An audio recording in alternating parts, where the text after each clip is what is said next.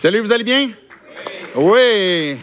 Good. Je m'appelle David, je suis pasteur de l'Église. Bienvenue à notre partie numéro 3 de Memento Mori. Souviens-toi que tu vas mourir et vis pour l'éternité. On ne veut pas juste se souvenir de la première partie, mais on veut se souvenir aussi de la deuxième. Et ça va dans le même sens que ce qu'on veut voir ce matin dans cette partie numéro 3 de Memento Mori, de vivre pour l'éternité. Avant qu'on aille plus loin, j'en profite, je voulais comme ajouter comme ma petite parenthèse dans la pub de Opération Clin d'œil. Si, mettons, vous travaillez le samedi, puis vous dites « Ah, mais tu sais, je ne pourrais pas l'aider », ou peut-être le dimanche, puis le lundi, peut-être que c'est un week-end pour vous, que vous travaillez, vous ne pouvez pas être là. Comment tu as dit ça? Prenez congé, oui. Puis si vous voulez faire du bien aussi et prendre congé en venant déménager, bien, c'est correct aussi de venir le soir. Savez-vous qu'est-ce qui arrive quand on a passé une journée de déménagement? Les équipes sont épuisées, on est déshydraté, on est un petit peu à bout de souffle. Puis là, quand quelqu'un arrive puis qui est un peu frais, tu sais, qui a de l'air comme... Il a de l'air, même s'il sort du travail, là, peut-être de l'air climatisé, puis tu arrives, puis que là, même si tu viens pour 2 heures à la fin, c'est magique. Là. Ça fait tellement du bien d'avoir du nouveau monde qui arrive. Donc, si c'est pour vous une petite fenêtre que vous avez, bien, saisissez-la, vous allez être accueillis en héros, là, c'est certain. Là. On va vous apprécier, puis vous allez apporter un vent nouveau pour motiver les équipes. Fait que je ferme la parenthèse. Dans nos implications communautaires, c'est une façon de vivre au sein de la communauté, de vivre notre foi d'une façon qui est cohérente avec ce que l'on croit. C'est pour ça qu'on veut servir notre communauté. On est motivé de par notre Sauveur Seigneur Jésus qui était lui-même dans la communauté, qui était avec les gens, qui aidait les gens, qui les guérissait, qui en prenait soin. Et c'est ça qu'il fait encore au travers de nous aujourd'hui. Mais pour ça, on a besoin de saisir les occasions. On a besoin de mettre des fois à notre agenda certaines choses pour que la chose se produise, pour qu'on puisse vraiment s'impliquer puis qu'on puisse être présent d'une façon concrète. Je ne sais pas si vous avez remarqué, c'est sûr que vous avez remarqué, mais vous allez, mettons, chez Winners ou des affaires de même, puis là, il y a une section, là, genre déco, et puis là, il y a des genres live, laugh, love. Des affaires du genre, vie, aime et puis rit. Puis là, de toutes sortes de façons différentes pour nous rappeler, dans le fond, que, je ne sais pas si vous mettez ça dans votre maison, là, mais j'imagine que l'intention derrière ça, c'est de se rappeler que, OK, j'y vis aujourd'hui, est-ce que je prends le temps d'être heureux, de rire et puis d'aimer, des choses qui sont importantes, que dans le cours de nos journées, on veut se souvenir de ça. On a besoin des fois des petits rappels comme ça pour nous aider à se souvenir que la vie n'est pas juste comme une course effrénée, mais qu'on a besoin des fois de s'arrêter pour apprécier les moments présents. Là, 1 an, mais je me suis dit, je vais acheter de quoi de semblable à ma femme pour lui rappeler justement de live, laugh, love, et puis de bien profiter de chaque instant. Et puis, voici ce que je lui ai donné.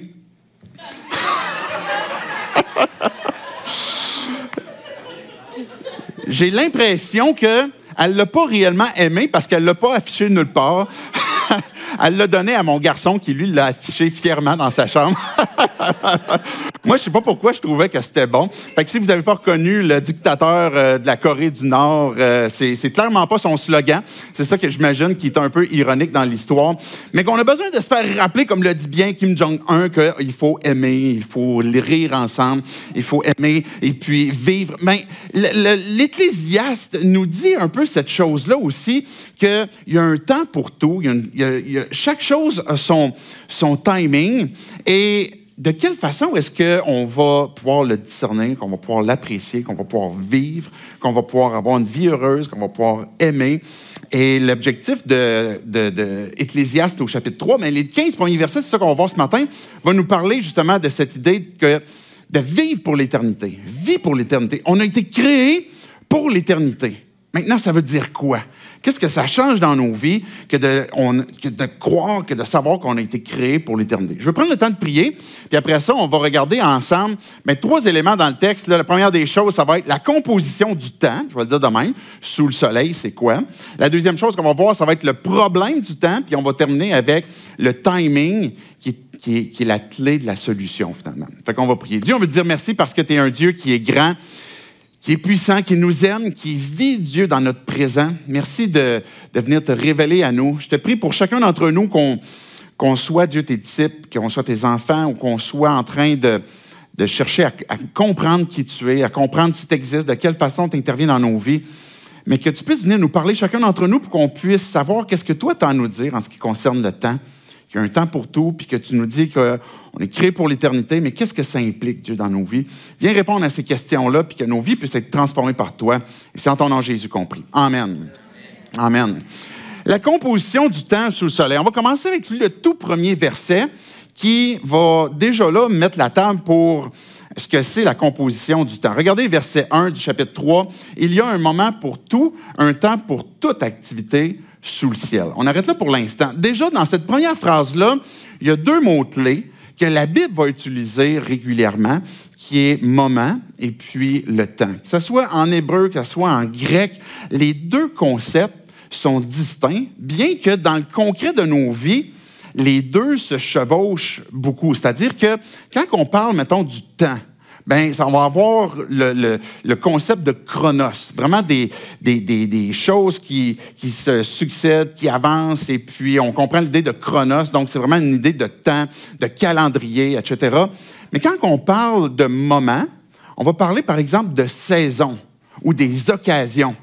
Par exemple, je vous ai apporté le texte de Éphésiens 5, 15 et 16. C'est un texte que peut-être vous avez déjà entendu, que vous connaissez peut-être. Ça dit, faites bien attention à la façon dont vous vous conduisez. Ne vous comportez pas comme des fous, mais comme des sages. Rachetez le temps, car les jours sont mauvais. Mais le mot ici, quand Dieu est en train de nous dire, rachetez le temps, c'est le mot occasion. On pourrait le traduire, littéralement, saisissez les occasions qui se présentent. Fait que le chronos qui défile, qui se faufile entre nos doigts, un peu comme du sable qu'on essaie de retenir, on n'est pas capable de le retenir. C'est une dictature sur nos vies, on ne peut rien retenir. Mais quand Dieu nous dit de racheter les occasions, c'est de saisir les occasions qui se présentent dans notre chronos, dans notre temps. Quand que Salomon va parler de... il va dire, par exemple, il y a un moment pour tout, il y a des occasions qui se présentent, il y a des saisons pour tout, mais il y a aussi un chronos pour toute activité sous le ciel. Hier, je ne sais pas s'il y en a des fervents de listes. Là, il y en a qui sont des to-do, là, qui font des listes. Là. Peut-être que vous avez ça dans votre cellulaire ou peut-être que c'est papier, vous êtes peut-être vieille école. Moi, j'aime les listes, mais en même temps, j'ai comme un amour-haine avec les listes parce que j'ai clairement une mauvaise évaluation de ce que ça me prend à chaque chose que j'écris. J'écris peut-être 3 mots comme il faudrait que je fasse ça, puis finalement, ça me prend comme un après-midi à le faire. Et puis là, j'ai encore plein de choses sur ma liste, puis là, je suis comme, tant pis, là, moi, je jette ça, la liste, puis je suis plus ça. Mais nos listes sont là pour essayer de gérer le problème du temps pour comme, je vais essayer de faire tout ce que j'ai besoin de faire. Hier, c'était une journée, justement, où je me suis dit, OK, il fait beau, on est samedi, je vais essayer d'abattre un peu d'ouvrage à l'extérieur, faire un peu de ménage, nettoyer un peu le patio, peu importe qu'est-ce que c'est. Et puis là, je vois ma voisine qui passe de son terrain puis qui vient vers nous. Puis là, je me dis, OK, ma femme est dehors, moi, je vais faire semblant d'aller faire d'autres choses. Je n'ai pas le temps d'y parler. Là, je suis en train de m'en aller, puis là, je suis en train de me dire, mais voyons donc, ça n'a pas de bon sens, tu sais. Ma voisine, que je parle comme presque jamais, les occasions ne se présentent pas. Fait que là, j'ai fait 2 pas, là, je sentais l'esprit qui me disait, non, David, c'est le temps de saisir l'occasion. C'est correct, je vais aller saisir l'occasion. Puis ma voisine est super sweet, elle est super gentille. Elle est vietnamienne, elle a été quelques mois au Vietnam dans les mois passés, puis là, elle est revenue. Puis là, elle revenait comme avec des bonbons du Vietnam, tu sais, du Vietnam. Tu sais, ils sont vraiment cool en passant, là. Et puis, fait que là, elle venait nous porter ça, elle nous apporte tout le temps des petits cadeaux, elle est super gentille. Et pendant qu'elle nous parlait, là, je me rappelais que c'est ça qui est important aussi. Il y a des occasions qui se présentent, et puis peut-être que mon chronos est bousculé, puis que ma to-do ne va pas avancer aussi vite que je voudrais, mais là, je sais, et j'ai la conviction comme quoi que Dieu veut que je sois là. Puis que je l'écoute, puis que je parle, et puis que puis là, elle accueillait sa mère, qu'elle a ramené justement du Vietnam, qui parle uniquement vietnamien. Je ne sais pas s'il y en a qui parlent vietnamien ici, mais le mien, moi, mon vietnamien est un peu rouillé. Fait que s'il y en a qui ont ça à cœur, bref, sa maman est un peu isolée. Fait qu'elle nous partageait des défis qu'elle avait avec ça. Mais je voyais que c'était une occasion. C'est ça que ça veut dire de racheter le temps. C'est de dire, OK, je mets mon chronos de côté, je mets mes activités, je mets mes intérêts de côté, puis là, je vais saisir l'occasion pour vivre ce moment-là, puis écouter. Quand que Salomon il nous parle qu'il y a un moment pour tout, il y a des occasions qui se présentent, Notre vie sous le soleil est composée évidemment de chronos, puis de plein d'événements qui vont se succéder, puis de plein de to-do, puis de plein de rendez-vous, puis qui font partie de la vie, puis qu'on a besoin de faire ces choses-là pour que, peu importe quel serait le projet qu'on aurait. Mais il y a des occasions aussi qui viennent se combiner avec le chronos, puis qui fait ce mélange-là. Mais il y a un autre élément que le texte va nous donner aussi, qui se trouve à être au verset 11. Et puis, je vais tout de suite l'inclure, même si c'est plus tard dans le texte, parce qu'on a besoin de l'avoir en arrière-plan, en arrière-pensée, pour comprendre c'est quoi ce mélange de vie qu'il y a sous le soleil. Au verset 11, ça nous dit que Dieu fait toutes choses belles au moment voulu. Il a même mis dans le cœur la pensée de l'éternité, même si l'homme ne peut pas comprendre l'œuvre que Dieu accomplit du début à la fin. Une autre chose qui fait partie de ce mélange-là, de ce que c'est le temps, notre temps sous le soleil, mais c'est la dimension de l'éternité. J'hésitais à l'appeler dimension. Je ne pense pas que c'est un bon mot clé pour retenir ce que c'est l'éternité. On a déjà nos 3 dimensions, ou même la 4e dimension, si c'est la dimension du temps, de notre chronos qui s'ajoute là-dedans. Mais l'éternité, c'est quoi? Dieu nous dit qu'il a placé dans notre cœur, dans notre esprit, qu'on soit croyant ou pas, une pensée de l'éternité. Il y a quelque chose qui vit en nous et puis qui nous rappelle qu'il y a un autre aspect que des occasions puis du chronos, mais qui est un aspect spirituel. Et quand on parle d'éternité, on pourrait imaginer, puis souvent le premier réflexe que l'on a quand on s'imagine ce que c'est l'éternité, c'est un peu comme une ligne du temps puis qui est à l'infini. C'est une ligne qui avance toujours vers l'infini puis qui n'arrête jamais. Mais c'est pas ça l'éternité. L'éternité, c'est d'être sorti de cette ligne-là, qui est le temps. L'éternité, c'est être à l'extérieur du temps. C'est un présent, comment tu le dis, un présent? Un présent permanent, un présent éternel. Et c'est comme ça que Dieu se décrit. Dieu est dans l'éternité. Non seulement Dieu est dans l'éternité, mais Dieu est éternel. Ça fait partie de sa nature aussi. Donc, quand que Dieu, par exemple, il va se présenter à Moïse, il va dire « Je suis celui qui est ». Donc, il est toujours au présent. Et c'est pour ça qu'on l'appelle l'Éternel. C'est comme ça qu'on a traduit dans l'Ancien Testament. Mais cet aspect-là du nom de Dieu, qui est l'Éternel, il est toujours là. Quand je vais dans la vallée de l'ombre de la mort, qu'est-ce qui se passe? Tu es là. Puis quand que je vis des épreuves, tu es là. Pourquoi? Parce que c'est à cause de ton nom. Mais son nom, il va dire quoi? Il dit qu'il est là, il est constamment là. Amen. On est créé pour l'éternité. On est créé pour que l'éternité fasse partie de la dynamique de nos vies, du temps que l'on a sous le soleil. Et quand on veut entrer dans cet aspect-là de l'éternité, déjà, quand on entre par exemple, dans la prière, dans l'adoration, dans la louange, dans le service, il y a des choses comme ça spirituelles que Dieu nous donne. On est en train d'intégrer cet aspect-là de l'éternité dans nos propres chronos, kairos, les événements, les saisons, et puis que l'éternité, finalement, quand on entre dans la présence de Dieu, on est en train jusqu'à un certain point, de sortir du temps. Et c'est pour ça que et là j'ajoute quelques applications, je ne suis pas rendu encore à la conclusion, mais c'est pour ça que même quand on prie, on est dans des situations comme super stressantes, ça se passe là, puis ça s'en vient, puis on est extrêmement stressé parce qu'on est bousculé de par le temps, puis que les choses avancent. Dieu est à l'extérieur du temps, puis il n'est pas stressé. Il contrôle toute chose. Et quand on prend le temps de se reculer puis se souvenir, hey, Dieu il fait partie de cette dynamique du temps que j'ai sous le soleil, et il veut faire partie de cette dynamique-là, maintenant, quand je prends le temps de prier, je prends le temps de lui parler, je prends le temps de demander, je suis en train de le supplier pour qu'il intervienne, j'entre dans l'éternité, dans une dimension où le temps n'a plus d'impact, n'a plus tellement d'importance, puisque Dieu est au contrôle de ces choses-là. Mais ça, c'est la composition du temps que l'on a sur le soleil, et puis de cette dimension de l'éternité, on a besoin de redéfinir un peu dans notre compréhension ce que c'est l'éternité, qui n'est pas juste une ligne à l'infini, mais qui est un état perpétuellement présent dans lequel, quand on entre dans la présence de Dieu, on est en train de vivre puis de goûter ce que c'est l'éternité. On va poursuivre la lecture des versets 2 à 10. En fait, 2 à 8, puis après ça, on va voir 9 et 10 plus tard. Je vais juste enchaîner avec le premier verset pour que ça fasse du sens, ça, ce qu'on va lire. Verset 1. Il y a un moment pour tout et un temps pour toute activité sous soleil. Un temps pour naître, un temps pour mourir, un temps pour planter et un temps pour arracher ce qui a été planté. Un temps pour tuer, un temps pour guérir, un temps pour démolir et un temps pour construire. Un temps pour pleurer et un temps pour rire. Un temps pour se lamenter et un temps pour danser. Un temps pour lancer des pierres et un temps pour en ramasser.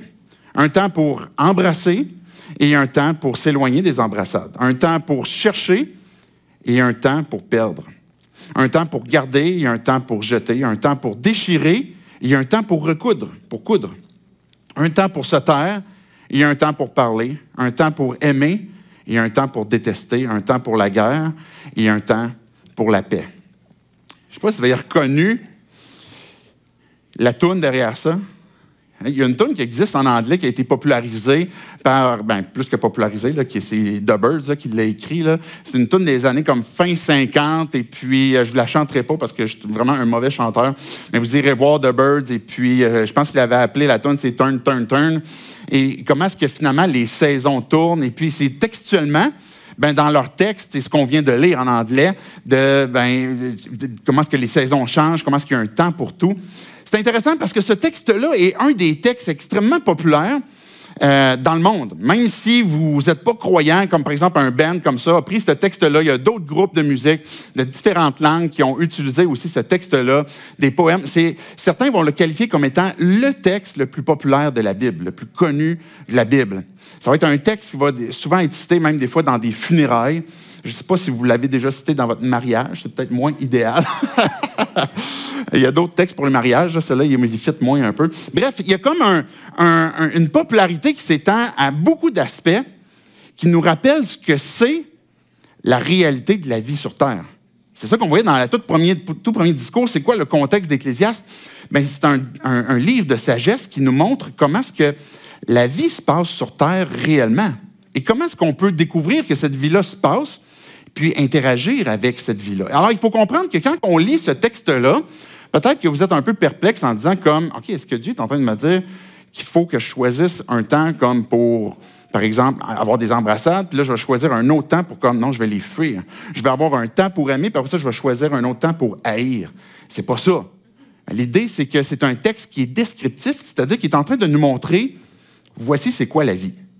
C'est un cycle de toutes sortes de choses qui se produisent et que dans le texte qu'on vient de lire, c'est un poème que Salomon nous a laissé, que l'auteur nous a laissé pour qu'on comprenne qu'avec il y a 14 pères qui sont mis face à face. On pourrait dire comme 7 doubles de pères. Est-ce que vous me suivez jusque-là? J'ai peut-être une double redondance là-dedans. Là. Mais bref, vous comprenez l'idée, c'est qu'il y a des pères qui sont donnés à chaque verset et puis qui sont là pour apporter finalement à peu près toutes les dimensions qu'on va croiser sur Terre pendant qu'on va vivre. Par exemple, juste donner quelques exemples de ces pères-là qu'on voit qui vont illustrer la diversité, les cycles des expériences humaines. Puis chaque père va mettre en lumière un aspect de la vie humaine, de l'ordre divin.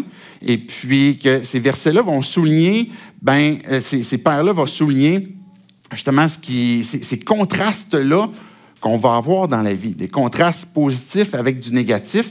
Et puis chaque moment qui va avoir une raison, une saison précise déterminée par Dieu, va nous amener à constater que ça fait partie de la vie, à accepter ces cycles-là, puis maintenant aussi à réfléchir, à savoir de quelle façon est-ce que je vais vivre ça dans ma propre vie. Le verset 2 dit, par exemple, un temps pour naître, un temps pour mourir, un temps pour planter, un temps pour arracher ce qui est planté. Ce que Salomon est en train de nous dire, c'est du début à la fin, là, un temps pour naître, du début de ta naissance jusqu'au moment de ta mort. Ça va faire partie d'un cycle que tu vas avoir passé sur Terre et que tu vas vivre sur Terre. Il va y avoir un temps pour planter, un temps pour arracher. Et là, on ne parle pas juste d'agriculture. Il y a tout ce qui concerne aussi peut-être de s'enraciner quelque part, de prendre racine dans un endroit, dans un secteur, dans une relation. Puis à un moment donné, arrivent aussi d'autres circonstances où on doit quitter. On est appelé à quitter, on est appelé à déménager. On quitte un endroit et puis on est déraciné, on est arraché un peu de cet endroit-là. Puis ça fait partie des vies. On a tous vécu à quelque part un cycle semblable où on a été peut-être planté puis ensuite arraché, Verset 3, il va nous dire un temps pour tuer, un temps pour guérir. Il y a des atrocités qui se passent. Ça fait partie de la vie que l'on voit sous le soleil. Et puis, il y a un temps aussi pour guérir. Quand on parle de tuer, ce n'est pas juste de tuer le corps, mais peut-être qu'il y a des choses qui ont enlevé en toi la vie, par exemple, qui ont enlevé en toi le goût de vivre. Mais il y a eu des moments où tu as pu guérir de ces éléments-là. Puis ça fait partie d'un autre cycle. Un temps pour démolir, un temps pour rebâtir, c'est la même idée, verset 4. Un temps pour pleurer et un temps pour rire. La vie ne peut pas être constituée uniquement de rire. Un jour ou l'autre, on se trouve confronté à des pleurs. On perd quelqu'un, on perd un emploi, si on est déraciné d'un endroit, ça se peut qu'on va avoir un temps pour pleurer.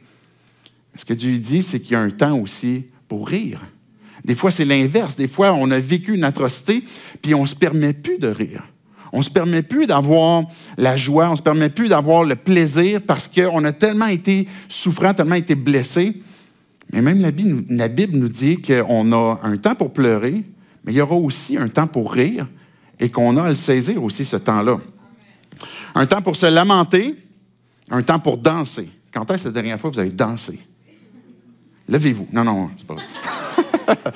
Il y a un temps pour danser, il y a un temps pour exprimer de la joie, il y a un temps pour se lamenter, un temps pour jeter des pierres, pour en ramasser, pour embrasser, pour s'éloigner des embrassades. Tous ces éléments-là font partie de cycles que vous allez voir à travers Ecclésiaste, que c'est des aspects que Dieu nous dit que dans ce mélange-là de ce que c'est la vie, de notre chronos, des occasions, de l'éternité qui se joint à ça, on se retrouve devant des cycles qui sont en contraste, quelque chose de positif en quelque chose de négatif. Et on aurait peut-être pu traduire d'une façon moderne, puis ça pourrait peut-être être peut-être que vous avez vous-même des idées quand vous écoutez ce texte-là. J'ai écrit quelques parallèles avec une traduction moderne. Il y a un temps pour l'école, mais il y a un temps pour aller travailler. Il y aura un temps pour commencer un projet. Il y aura un temps pour terminer un autre projet. Il y aura un temps pour une grossesse en santé, mais il y aura un autre temps ça sera une fausse couche. Il va y avoir un temps pour s'amuser avec vos enfants, puis il va y avoir un autre temps où vous serez plus cool pour vos ados. Ils ne s'amuseront plus avec vous. Il y aura un temps où vos bébés vont être en couche, puis un temps où vous allez demander si vous pouvez payer la nourriture qu'ils ont besoin pour les nourrir. Il va y avoir un temps pour gagner un salaire, puis un autre temps que vous allez vous demander est-ce que j'ai assez épargné pour la retraite? Il y aura un temps pour peut-être la chimiothérapie, puis il y aura un temps pour la rémission. Il y aura un temps pour la diplomatie dans le monde, mais il y aura un temps pour des conflits inévitables. Ça fait partie de nos vies qui tournent en boucle comme ça. Mais regardez le verset 9 et 10, qu'est-ce que ça dit? « Mais quel avantage celui qui agit retire-t-il de la peine qu'il se donne? J'ai vu quelle occupation Dieu réserve aux humains. » Ce que Salomon est en train de dire, c'est la même question qu'on a vue au tout début dans le chapitre 1. C'est quoi le profit en bout de ligne? C'est quoi le profit de la vie qu'on vit, on subit ces cycles-là qui transcendent tous les aspects de nos vies, de différents cycles, de différentes façons. Puis en bout de ligne, il reste quoi? Qu'est-ce qu'on est capable de garder de côté, puis d'emmagasiner, puis de dire, OK, là, j'ai un gain. Mais ce que Salomon il dit, c'est, il n'y a rien. Ça nous ramène au texte précédent puis au texte qui va suivre aussi, de cette idée de vanité, c'est qu'on est dans des cycles de vie où notre tentation pourrait être de chercher à saisir de ces moments-là, de ces occasions-là, de vouloir les répéter, vouloir les revivre, mais qui nous échappent entre les doigts, puis qu'on n'arrive plus à revivre. Et quel gain est-ce qu'on réussit à retenir? Puis je trouve intéressant le verset 10 parce que Salomon, même s'il joue un peu le rôle du sceptique, OK, moi, je regarde la vie, puis la réalité, c'est qu'il y a plein de fatalités, il y a plein de joies, mais en bout de ligne, on dirait qu'on réussit à rien retenir. Mais dans sa perspective, la présence de Dieu est encore là. Il parle encore de Dieu. À plusieurs reprises, même si Salomon pose des questions qui nous emmènent à se questionner, c'est quoi le gain, finalement, de la vie? C'est quoi le sens de la vie? Mais Salomon va ramener la présence de Dieu. J'ai vu quelle occupation Dieu réserve aux humains. Et ce qu'il est en train de dire, c'est, je suis capable de voir que Dieu est souverain. Je suis capable de voir que Dieu, malgré ces cycles-là, que Dieu est au contrôle de ce qui se passe sur Terre. Puis, le temps, on a un rapport, je disais tantôt, comme ma to-do, un rapport amour-haine avec le temps. Et puis, il y a différentes raisons pour ça. On est constamment face aux circonstances, au temps, en réaction. Parce que les choses se produisent, comme les cycles qu'on vient de voir, qui se produisent, que ce soit la joie, que ce soit la peine, que ce soit le rire, que ce soit les embrassades, que ce soit les roches qu'on ramasse puis qu'on relance, peu importe, bien, on est constamment en réaction face au temps qui se défile. Et puis, tout ce qu'on peut faire, c'est s'adapter. On ne contrôle pas le temps, on ne réussit pas à le ralentir, puis c'est un peu notre fantasme humain que de pouvoir faire retour vers le futur, puis contrôler, puis les événements qui se produisent dans certains moments. Et c'est pour ça, tantôt, je disais qu'à la fin, on voit que le timing, c'est la solution. Mais en même temps, on a l'impression qu'il est difficile à saisir le timing. De bien comme voir, OK, le moment qui se produit là, dans le temps, puis dans le lieu, puis que je suis exactement au bon endroit pour ça, comme timing parfait, bien, on est constamment en réaction, puis on espère pouvoir saisir le timing, mais on n'y arrive pas souvent.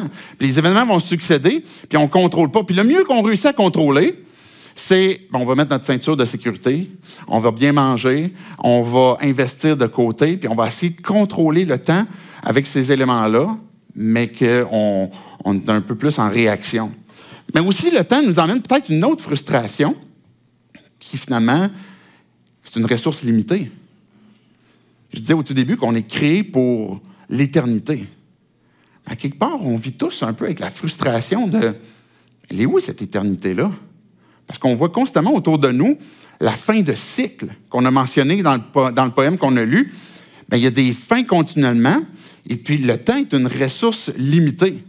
C'est comme un moment, une séquence qu'on ne peut pas arrêter, puis qui se reproduit perpétuellement, le temps, mais qu'on ne peut pas arrêter, puis qu'une séquence de... Je vais leur dire comme il faut, OK? L'éternité, c'est un présent permanent, éternel. Le temps dans lequel on est pris, c'est un cycle interrompu de façon perpétuelle. On revient constamment au cycle perpétuel du temps, puis finalement, on a l'impression qu'on est pris dans cette boucle-là perpétuelle qui a constamment une conclusion, et on vit les limites du temps. Peut-être que tu as perdu un proche, puis tu aurais aimé que le temps ne te l'arrache pas. Il y a un autre moment où tu as vécu comme un super bon repas, puis tu voudrais comme pouvoir en profiter encore. Mettons que tu réussis à en profiter, puis tu restes au restaurant là, où tu es en train de manger comme les meilleurs tacos du monde. Là, tu en prends un deuxième, c'est tellement bon, là, ça te fait rire. Quand on mange de la bonne bouffe, on rigole, on a du plaisir, et puis là, tu dis, OK, je vais en manger un troisième. Mais même à un moment donné, si tu arrives à un cinquième ou un sixième taco, le plaisir n'est plus là. Il n'y en a plus de plaisir. Tu vas avoir du plaisir sur la toilette après, là, peut-être. Mais on a de la misère à pouvoir étirer certains plaisirs comme ça, qui même les plaisirs qu'on aime vont devenir à un moment donné difficiles à reproduire parce qu'on n'en est juste plus capable et on n'en veut juste plus. Fait qu'il y a une ressource limitée en lien avec le temps aussi, mais il y a une autre frustration, puis c'est pour ça que Salomon va dire que c'est vanité, le temps. On a un rapport avec le temps qui est brisé, mais parce que justement, on n'arrive pas à le contrôler. Que ce soit des réalisations de qu'on est incapable à exercer ce contrôle-là, une tentative de chercher à retenir certains éléments, comme je disais tantôt, qu'on voudrait vivre plus longtemps ou essayer d'en éviter quelques-uns. Puis il y a un sentiment d'injustice. On a le sentiment qu'il y a quelque chose qui nous est volé parce qu'il y a de quoi qui vibre en nous. Le texte disait tantôt, quand j'ai lu dans le verset 11, que Dieu a mis dans notre cœur la pensée de l'éternité. Il y a quelque chose qui nous emmène à aspirer à de quoi de plus grand, et puis qu'on n'y arrive pas, puis on vit un peu avec cette injustice, comme quoi que, mais pourquoi? Pourquoi est-ce que ça se finit là? Pourquoi est-ce que je vis ça comme ça? Pourquoi est-ce que ça s'arrête là, puis que je voudrais que ça puisse continuer? Et puis, on a ce sentiment dans nos cœurs que il me semble qu'il y a de quoi de plus grand, là. Il y a un plaisir plus grand. Il y a quelque chose de mieux qui devrait exister. Puis, je ne l'ai pas saisi encore. Je ne l'ai pas saisi. Je termine avec la dernière portion de texte, qui est le timing et la solution. Comment est-ce qu'on fait pour avoir ce timing sur le temps? Il y a un temps pour tout. Il y a un moment pour toute chose que le premier verset nous disait. Regardez versets 11 à 13. Il fait toutes choses belles au moment voulu. On parle de Dieu. Il a même mis dans le cœur de la pensée, dans le cœur la pensée de l'éternité, même si l'homme ne peut pas comprendre l'œuvre que Dieu accomplit du début à la fin. J'ai reconnu que leur seul bonheur consiste à se réjouir et à bien agir pendant leur vie, et que si un homme mange et boit et prend du plaisir dans tout son travail, c'est un cadeau de Dieu. Ce que Dieu nous dit, c'est que pendant qu'on vit sur terre, il y a des bénédictions que Dieu donne. Que tu sois croyant, que tu ne sois pas croyant, si tu as une grosse journée de travail, je ne sais pas, moi, tu fais de la toiture et puis tu as passé ta journée sur le toit, puis tu as eu chaud, tu as travaillé dur, puis tu reviens chez vous le soir, tu te fais un barbecue, tu prends ta petite bière, tu te relaxes sur ton patio. C'est un temps béni de Dieu. C'est un cadeau de Dieu. Des fois, on est tellement spirituel qu'on oublie que ça en fait partie. Ça fait vraiment partie des bénédictions de Dieu. Un temps que tu vas prendre avec tes enfants, que tu vas embrasser ta femme ou ton mari ou ton chum, ou que tu vas flatter ton chien, que tu vas avoir des moments où tu vas aller marcher à l'extérieur, peu importe, de ces glimpses, de ces clins d'œil que tu as, puis que tu te dis, ben, la vie là, est quand même faite de plein de belles petites choses. Et que Dieu nous dit, ben ça, là, c'est une bénédiction de Dieu. C'est un cadeau de Dieu qu'il nous donne. Ça fait partie des choses que Dieu il nous donne pour attirer notre attention. Et c'est pour ça qu'il va mettre dans les mêmes phrases qui suivent, il a mis dans le cœur la pensée de l'éternité pour que l'homme ne puisse pas comprendre l'œuvre de Dieu qui accomplit. On va parler de ça dans un instant, du début à la fin. Mais j'ai reconnu que le bonheur consiste à se réjouir. Il y a des choses qui se passent dans le temps et puis qu'on a besoin de s'arrêter, de saisir l'occasion, prendre le temps d'arrêter puis de voir dans notre chronos que là, il y a quelque chose de bon, de beau, de dire, ça, Dieu, ça vient de toi. Puis ça, j'en profite, puis je vais en jouir. Mais ça fait partie d'un petit timing que Dieu il nous exerce, puis il nous emmène à... Je vais t'amener à regarder encore plus loin. C.S. Lewis, il disait, je ne pense pas que je l'avais apporté, je l'avais mis dans les slides. Peut-être que oui, suspense. Yes, je l'avais. Si nous nous trouvons avec un désir que rien dans ce monde ne peut satisfaire, l'explication la plus probable est que nous avons été faits pour un autre monde. C'est intéressant, hein?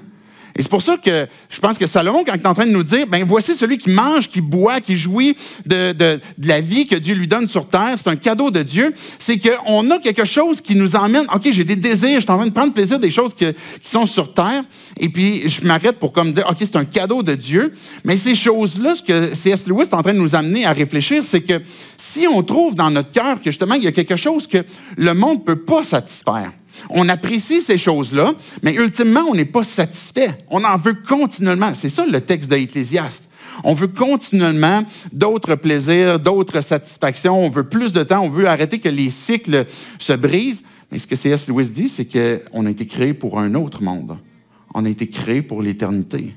On a été créé pour être en relation avec Dieu. Cette quête perpétuelle de ce qu'on essaie de saisir sous le soleil, c'est de la vapeur, c'est la poursuite du vent, c'est vanité.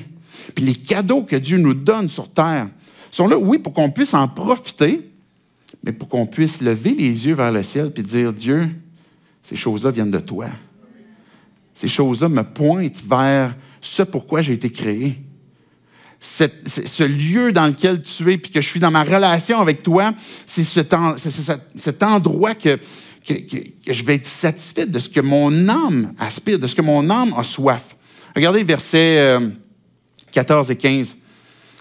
J'ai reconnu que tout ce qui se fait durera toujours, sans qu'on puisse ajouter ou enlever quoi que ce soit, et que Dieu agit de cette manière afin qu'on éprouve de la crainte devant lui.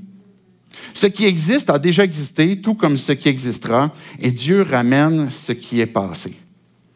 Une chose que Dieu fait, c'est qu'il s'assure de révéler c'est quoi notre plus gros problème face au temps.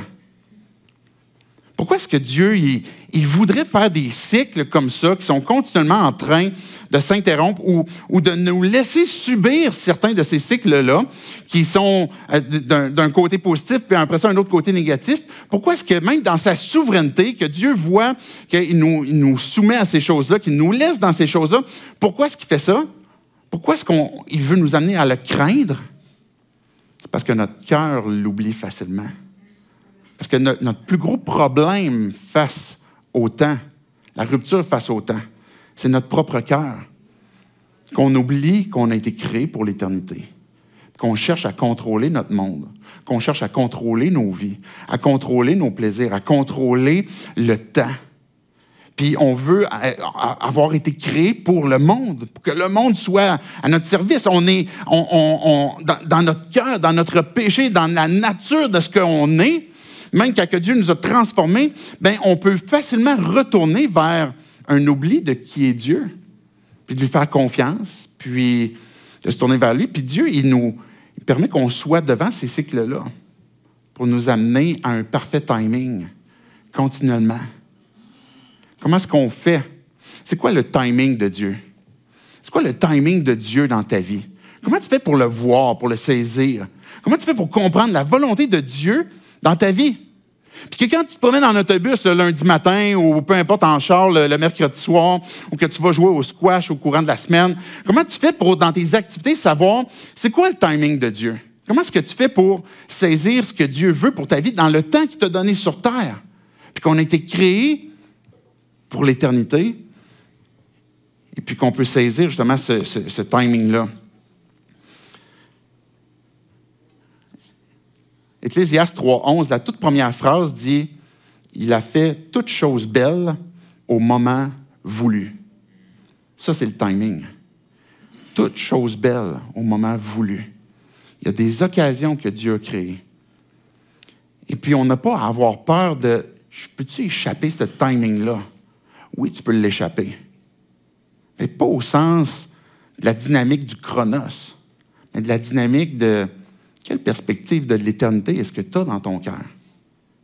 Puis de comment est-ce qu'on vit nos vies, soit pour poursuivre le vent et essayer d'attraper la fumée qu'il y a sous le soleil, ou pour regarder au-delà du soleil, regarder au-delà de ce que notre monde est, puis de dire, OK, Dieu, si tu es souverain sur ma vie, si tu es souverain sur ce que je vis, sur les choses bonnes comme mauvaises qui sont en train de se passer, est-ce que je peux faire confiance? Est-ce que Dieu est réellement pour toi? Si tu dis, OK, Dieu, je vais te faire confiance, puis je veux saisir le timing qui vient de toi, je veux saisir les moments voulus que tu as qui sont parfaits, qui sont toutes choses belles, est-ce que je peux te faire confiance? Puis est-ce que je peux te suivre? Regardez, je fais juste une citation de Ecclésiaste 9 dans le verset 11, un peu plus tard. Il va dire, « J'ai encore vu sous le soleil que la course n'appartient pas aux rapides, ni la guerre aux vaillants, ni le pain aux sages, ni la richesse aux intelligents, ni la faveur à ceux qui savent, car tous sont à la merci des temps et des circonstances. » C'est le timing. Parce que Salomon, il dit, il y a plein de beaux proverbes là, qui montrent comment est-ce que la vie devrait se passer, mais la réalité, c'est que tout ne se passe pas sur Terre comme ce qu'on voudrait que ça se passe. Tout est une question de timing. Mais maintenant, ce timing divin-là, de quelle façon est-ce qu'on peut le saisir? Quand Dieu a décidé d'intervenir dans notre monde, il a décidé d'envoyer son Fils, venir marcher sur terre, venir intégrer notre temps, notre chronos, saisir plein d'occasions. Mais il est venu sur terre, puis c'est pas par hasard. Puis si vous remarquez, si vous lisez les évangiles, vous allez voir à plusieurs reprises que Dieu a un rapport particulier avec le temps. Souvenez-vous, les noces de Cana, Jésus, sa mère vient le voir, puis hey, il manque de vin, est-ce que tu peux faire de quoi? Puis Jésus il dit, mon heure n'est pas encore venue. À plusieurs reprises, Jésus va parler de « mon heure n'est pas encore venue ». Et puis même le moment où Jésus est arrivé, Éphésiens 4, versets 4 et 5, il dit « Mais lorsque le moment est vraiment venu, Dieu a envoyé son Fils, né d'une femme, né sous la loi, pour racheter ceux qui étaient sous la loi afin que nous recevions le statut d'enfant adoptif. » Même le moment où Dieu est venu, que Jésus est venu sur terre, c'était le parfait timing divin. Il savait exactement quand venir. Quand les temps ont été accomplis, il y a des moments dans nos vies où on se dit, Dieu, c'est quand est-ce que tu vas débarquer? Il connaît exactement le bon timing. Puis il nous appelle à lui faire confiance. Dieu est venu au bon timing. Jésus a donné sa vie au bon moment. Quand il a dit, mon heure est venue, puis que là, il a donné sa vie pour prendre justement nos péchés, notre condamnation. Mais c'est exactement le moment et les circonstances que Dieu avait prévu. Le timing, pour nous, il y a une rupture où on n'arrive pas à le saisir parfaitement. Mais quand on s'approche de Dieu, qui, lui, a ce rapport parfait avec notre temps, avec notre monde, avec notre vie, puis qu'on croit que, oui, il est souverain sur ce qu'on vit actuellement, mais on est en train de saisir le bon timing. On est en train de saisir, dans notre relation avec Dieu, qu'on peut lui faire confiance à chaque instant, dans chaque circonstance. Je vais terminer avec Éphésiens 2:10. Puis là où c'est en train de nous pousser, de nous amener dans notre réflexion, c'est à savoir, mais est-ce que je suis prêt à faire confiance? Que tu sois croyant, que tu ne sois pas croyant. La notion avec le temps et l'éternité, c'est est-ce que je suis prêt à te faire confiance, Dieu? Est-ce que je suis prêt à croire que ce que je vis, il y a un temps pour tout, mais tu ne m'as pas abandonné. Tu es encore présent. Ce que je vis, il y a des choses qui sont difficiles, puis Dieu, tu me révèles que dans mon cœur, comme quoi que j'ai la misère à comprendre tout ton plan, puis de qu'est-ce qui est en train de se produire dans ma vie, qu'est-ce qui va arriver, puis on peut être constamment en réaction, mais ultimement, Dieu, je comprends que mon cœur a besoin de toi, que mon âme a besoin de toi. Et que là, on lève les yeux pour dire, OK, il y a autre chose que juste ce qui se passe sous le soleil, mais il y a une dimension, une dynamique qui est spirituelle. Puis verset 10 de Éphésiens 2 va dire, en réalité, celui qui nous a fait, c'est lui qui nous a fait. Nous avons été créés en Jésus-Christ pour des œuvres bonnes que Dieu a préparées d'avance afin que nous les pratiquions. Il y a des choses que Dieu a préparées d'avance, il y a des choses que Dieu met devant nos vies, puis qu'on va pouvoir saisir les occasions. Mais comment est-ce qu'on va faire? Comment est-ce qu'on fait? Si j'ai été créé pour l'éternité, pour vivre et saisir ces moments-là, puis vivre dans un présent avec Dieu, dans ma relation avec lui, mais aussi de vivre sur terre. Parce que si tu es croyant, puis tu places tes yeux sur Christ, puis tu vis pour l'éternité, ça n'empêche pas que tu vis sur terre. Puis tu as un chronos encore, puis il y a encore des occasions à saisir, mais que Dieu va révéler en temps et lieu si on lui fait confiance, si on lève les yeux vers lui pour lui faire confiance. J'ai invité les musiciens à s'avancer. Une façon d'écouter Dieu, c'est d'écouter son esprit. L'esprit nous parle. L'esprit vit en toi, c'est de placer ta foi en lui. Et la raison pour laquelle l'esprit peut vivre en toi, c'est parce que justement tu as placé ta foi en Jésus. Et quand l'esprit qui vit en toi te parle, puis tu n'as pas à avoir d'inquiétude, est-ce que Dieu me parle? Est-ce que l'esprit me parle? La réponse est oui. Oui, Dieu va te parler. Un peu comme je vous contais tantôt dans mon anecdote où, comme je m'en allais, comme je n'ai pas le temps de parler à ma voisine, puis là, je l'entends, l'esprit. Là. On ne l'entend pas avec nos oreilles, mais il parle à nos cœurs. Puis même si tu es à la recherche de Dieu, puis tu n'es pas encore croyant, même l'esprit va te parler, il va répondre à tes questions. Il veut t'amener avec les petites limes, ce qu'on disait tantôt, ou avec des choses qu'il va placer sur ton cœur, mais regarde, j'ai des choses que je veux te révéler. Je veux me faire connaître à toi. Tu as été créé pour quelque chose de beaucoup plus grand que du chronos sur terre, ou des occasions que tu vas saisir à droite et à gauche, mais que tu vas vivre pour l'éternité. Mais Dieu va te parler, puis Dieu nous rappelle, quand on est conduit par son esprit, là où il nous veut. On veut être une Église qui est conduite par le Saint-Esprit. On veut être là où Dieu veut que l'on soit. Et c'est la raison pour laquelle, quand on prie, on recherche sa volonté, on recherche Dieu, qu'est-ce que tu veux pour ma vie? Mais on lui pose tout simplement les questions. Puis on lui dit, Dieu, on vit au-delà que juste pour avoir nos choses sur terre, puis des résultats terrestres. On veut voir que tu vas nous utiliser pour ton royaume, pour une dimension qui va être éternelle. On va avoir un prochain chant où que vous allez pouvoir venir prendre la table du Seigneur, prendre la communion. Il y a un petit craquelin, si vous avez des allergies au gluten, c'est ce côté-là. Que vous pouvez venir prendre justement ce petit craquelin, prendre le jus, retourner à vos places. Puis quand on prend la communion, quand on prend la table du Seigneur, ce qu'on est en train de se rappeler, c'est le moment que Dieu a pris pour venir sur terre, pour donner sa vie. Ce jus-là, cette coupe-là, nous rappelle que Jésus a donné sa vie, qu'il a donné son sang pour le pardon des péchés, qu'on puisse être réconcilié avec lui. Quand on prend ce pain-là, ce morceau de pain-là, ce craquelin-là, ça nous rappelle que Jésus a réellement donné sa vie pour briser le cycle de mort, qu'on puisse avoir une vie éternelle en lui. Et quand on se rappelle, et puis j'insiste sur le mot « rappeler », parce que si tu n'as jamais pris cette décision, ben, tu n'es pas obligé de venir en avant. L'idée, c'est vraiment pour ceux qui ont pris la décision de dire « Moi, je veux suivre Christ, je place ma vie en lui, ma foi en lui », mais ça devient un rappel qu'il y a un moment donné dans ma vie, Dieu est intervenu. Dieu me parlait pendant un certain temps, mais il y a un moment donné où j'ai pris une décision.